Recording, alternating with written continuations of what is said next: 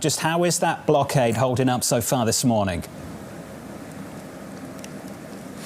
Yeah, well, I will say, John, actually, it's become a bit of a side story this morning insofar as the evening was rather uneventful. So the blockade went into effect at around 6 p.m. regional time, around 5 p.m. in Iran.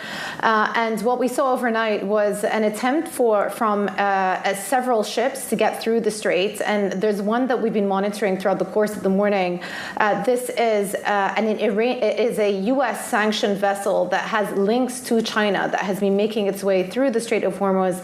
We understand now that it has passed through the strait and is on its way to the Gulf of Oman without any incidents. So, this is perhaps the first example of a vessel or ship that's trying to make it through the strait under this new naval blockade introduced by the U.S. But I should say it's unclear whether it stopped at any Iranian ports, so not a real test per se. But I think the real story this morning is that there have been numerous reports overnight suggesting that we may be in for another round of discussions. And these are mediated discussions, of course, between U.S. and Iran.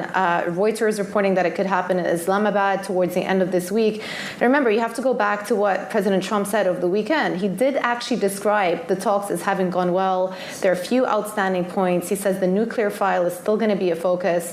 And again, other outlets reporting overnight, New York Times suggesting that there's still ongoing disagreement on the extent of enrichment that the U.S. are willing to allow, whether it's low enrichment or no enrichment. The Iranians are saying that they want to push for a 5-year timeline on the suspension. The U.S. want to see a further timeline of 20 years.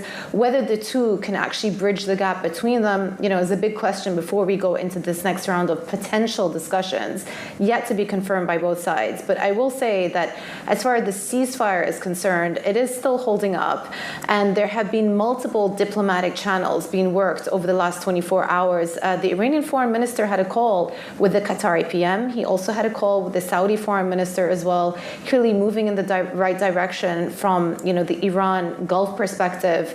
And then let's not forget that the ceasefire in theory ends in a week's time. So if they want to get something done, then it would probably have to happen in the next couple of days, yet to be confirmed though by both sides.